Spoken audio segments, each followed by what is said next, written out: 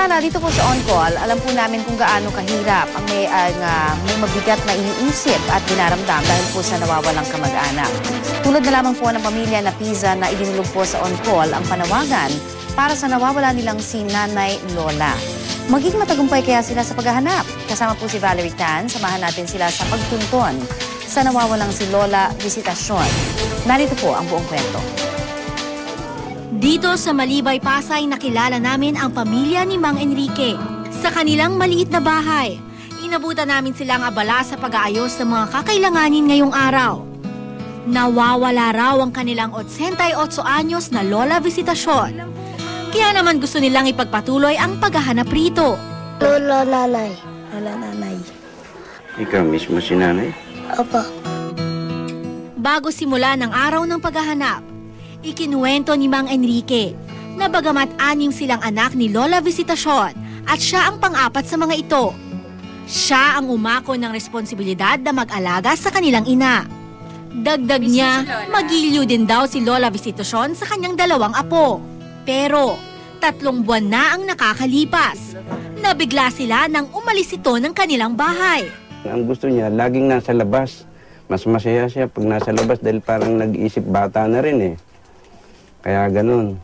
Nung minsan nagkaroon siya ng pagkakataon na makalabas, hindi namin nalalaman, marami nakakita dyan sa may labasan namin na tumatakbo daw nagmamadali. Hindi lingid sa kaalaman ni Mang Enrique na maaring nag-uulyanin na si Lola Visitasyon. Kaya naman puspusan ang paghahanap ng buong pamilya sa kanya. Kahit sa gabi, madaling araw, lumalakad kami kung saan kami naghahanap. Magulang siya eh. Kahit na po, minsan na hindi kami nagkakaintindihan, hindi naman maalis siya na magulang siya. Kaya kailangan namin makita siya. Mahaba ang araw para sa pamilya na Piza. Dala ang mga flyers para ikabit sa bawat sulok ng Pasay. Parang hindi nakararamdam ng pagod at init ng araw ang mag-anak. Punta po tayo dito sa may Tipais dahil dyan siya madalas dumadaan pagka nagkukuhan siya, lumalabas. Saan po pupunta? Papuntang EDSA. Naghahanap kasi siya ng bus station eh. Uuwi raw siya ng probinsya. Ito po ang tatanong lang ako, yung may nakikita po ba kayong yung dahil nawala eh? Sa police station, ipinaskil nila ang larawan ni Lola Visitasyon. Sa gitna ng sandaling pahinga ng mag-anak, isang tawag ang natanggap nila. Hello. Good afternoon po. Hello, good afternoon po. Opo. Yes po, narinig ko. Opo, meron na po ba kayong mga lead or meron na po bang nasabi sa inyo kung saan pwedeng matagpuan si Nanay Visitasyon? Ito po, nagdidikit kami ng mga flyer dito sa mga barangay. Dito nagpunta na kami ng police station ng Malibay. Sinubukan nating tawagan si Tatay Enrique at kinumusta ko nga kung nahanap na ba nila si Nanay Visitasyon, pero hanggang ngayon ay wala pa rin silang lead, hindi pa rin nila alam kung nasaan. Habang ipinagpatuloy ng pamilya Enrique ang paghahanap, sinadya ko ang Manila Boys Town Complex sa Parang Marikina para alamin kung maaaring kinukupkup nila si Lola Visitasyon. Dito na kaya magtapos ang 3 buwang paghahanap ni Mang Enrique? Po, magandang hapon po. Ako po si Valerie Tan po sa On Call.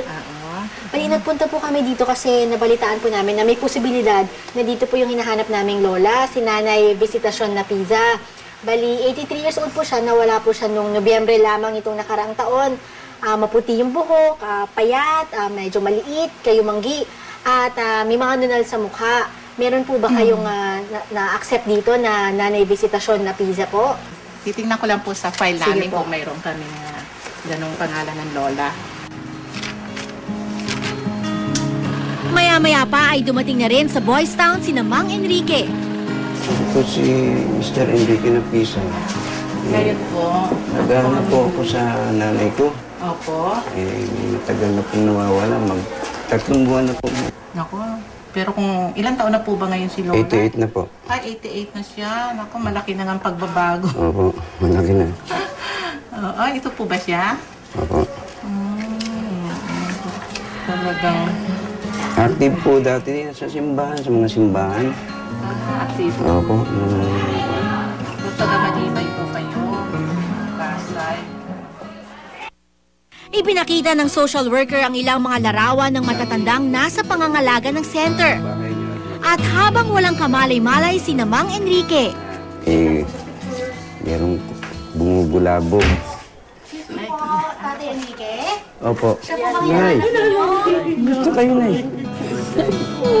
Hindi lang pa kayo dito. Ha? Hindi ko po alam. Paano kayo nakarating dito? Salamat po. Hindi ko nga po alam. Nay. Ha? Kami na buti pa yan. Hindi ko nga alam. Magkatundin din ako dito eh. Inabot ka kasi nila, Juan, hindi ka nakita eh. Nalulungkot na nga ako kasi Oo, masin naman kami.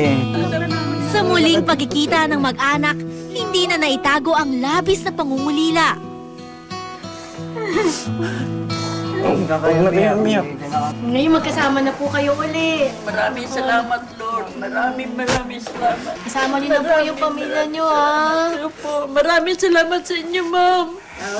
Sir, maraming salamat.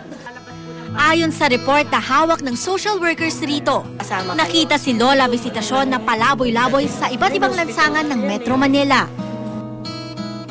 Ang pamilya na Piza, muling nabuo sa gitna ng pag-asang kanilang matibay na pinanghawakan. Patunay lamang na walang imposible sa pag-ibig, na hindi matatawaran ng anumang pagsubok.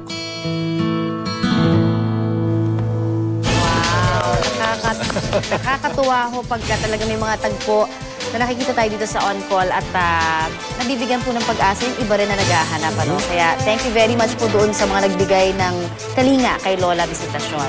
Buo na linggo natin. Buo na. Napagtagpo na tayo. Maraming salamat po sa kumangkop kay Lola Visitacion. Yes.